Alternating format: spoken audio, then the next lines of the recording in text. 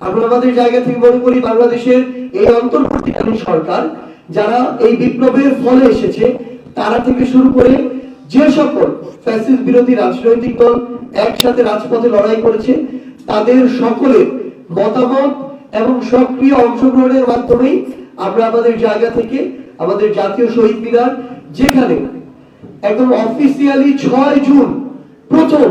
আমাদের এই আন্দোলনটি শুরু হয়েছিল, সেখানে আমরা এপ্রিল ডিসেম্বর আমাদের জায়গা থেকে এই ঘোষণাপত্রটি একসাথে আমরা ঘোষণা করার একটি প্রস্তুতি নিচ্ছি। আমরা জাস্ট আমাদের জায়গা থেকে যে জিনিসটি মনে করি যে এই 24-এর অভ্যুত্থান হওয়ার পিছনে যে কারণগুলো ছিল, যে প্রেক্ষাপটগুলো ছিল,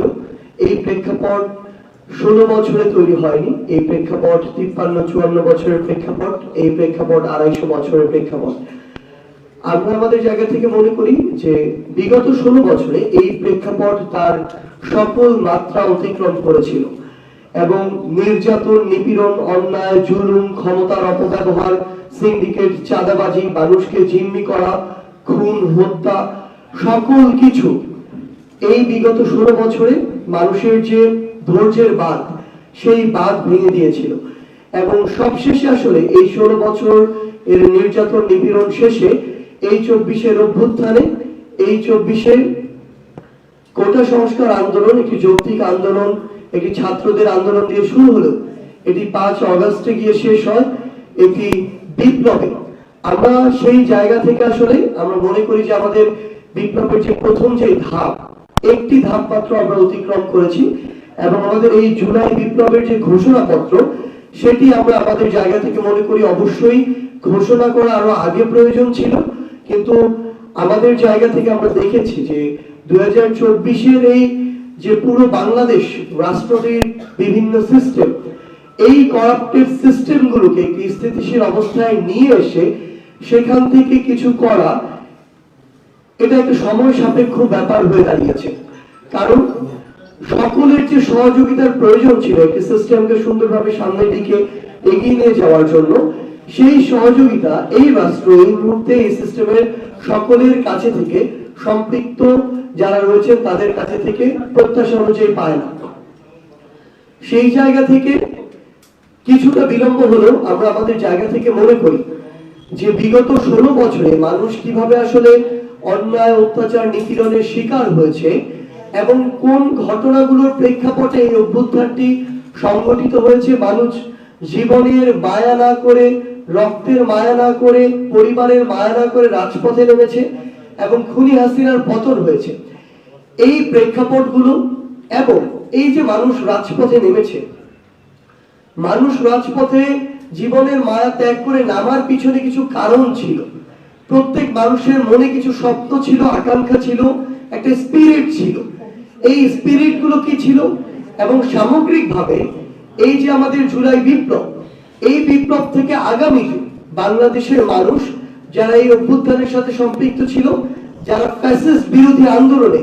প্রত্যক্ষ এবং পরোক্ষভাবে অংশগ্রহণ করেছিল, তাদের প্রত্যাশা কি, আশা, আকাঙ্ক্ষা কি। আমরা আমাদের জায়গা থেকে মনে করি এই সামগ্রিক বিষয়গুলো আমাদের এই জুলাই বিপ্লবের সামগ্রিক বিষয়গুলো একটি ঘোষণাপত্রে লিখিতভাবে লিপিবদ্ধ থাকা প্রয়োজন। আমরা আমাদের জায়গা থেকে মনে করি এই ঘোষণাটি আমাদের সামগ্রিকভাবে পুরো বাংলাদেশের একটি লিখিত দলিল হিসেবে থাকবে, যেই দলিল আমাদের নতুন করে যে স্বপ্নগুলো, সেই স্বপ্নগুলোকে ধারণ করবে, যেই দলিল আমাদের বিগত সিস্টেমগুলোকে রিজেক্ট করবে, নতুন যে সিস্টেমগুলো আমরা প্রত্যাশা করি সেগুলোকে বাস্তবায়নের পথ দেখাবে। আমরা মনে করি আমাদের এই ঘোষণাপত্রটি বিগত যে সিস্টেমগুলো মানুষ আসলে তাদের জায়গা থেকে গ্রহণ করেনি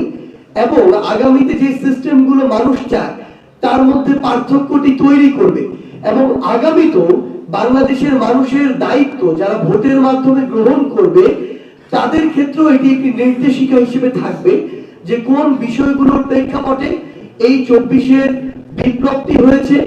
কোন বিষয়টি প্রেক্ষাপটে এই 24-এর বিপ্লবের পরবর্তী নতুন আশা আকাঙ্ক্ষাগুলো তৈরি হয়েছে এবং মানুষ কি চায়।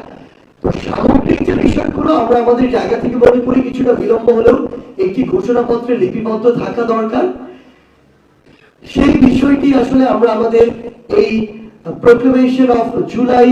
রেভলিউশন আমরা সেখানে লিখিতভাবে লিপিবদ্ধ করব এবং আমরা এটি একটি খসড়া করেছি ইতিমধ্যে এবং এখানে বাংলাদেশের যারা এই অভ্যুত্থানের সাথে সরাসরি এই আমাদের বিপ্লবের সাথে সরাসরি অংশগ্রহণ করেছে বিভিন্ন রাজনৈতিক দলের মতের ধর্মের বয়সের যারা মানুষ রয়েছে তাদের কাছে তাদের বিভিন্ন জায়গা থেকে মতামত নেওয়া হচ্ছে, এটি সংশোধন পরিবর্তন পরিমার্জন করা হচ্ছে এবং আমরা বিশ্বাস করি আমাদের এই বিপ্লব যেমন ফ্যাসিস্ট বিরোধী সকলকে ধারণ করতে পেরেছিল, আমাদের এই ঘোষণাপত্র সকলের আশা আকাঙ্ক্ষাকে ধারণ করতে পারবে। এটি আগামীর বাংলাদেশের ঘোষণাপত্র, এটি কোনো নির্দিষ্ট দলের মতের ধর্মের বয়সের মানুষের ঘোষণাপত্র নয়। যেমন ভাবে 24-এর বিপ্লবটি সকলের ঘোষণাপত্র ছিল, আমরা আমাদের জায়গা থেকে মনে করি বাংলাদেশের এই অন্তর্বর্তীকালীন সরকার যারা এই বিপ্লবের ফলে এসেছে তারা থেকে শুরু করে যে সকল ফ্যাসিস্ট বিরোধী রাজনৈতিক দল একসাথে রাজপথে লড়াই করেছে তাদের সকলের মতামত এবং সক্রিয় অংশগ্রহণের মাধ্যমেই আমরা আমাদের জায়গা থেকে আমাদের জাতীয় শহীদ মিনার, যেখানে একদম অফিসিয়ালি 6 জুন প্রথম আমাদের এই আন্দোলনটি শুরু হয়েছিল, সেখানে আমরা 31 ডিসেম্বর আমাদের জায়গা থেকে এই ঘোষণাপত্রটি একসাথে আমরা ঘোষণা করার একটি প্রস্তুতি নিচ্ছি।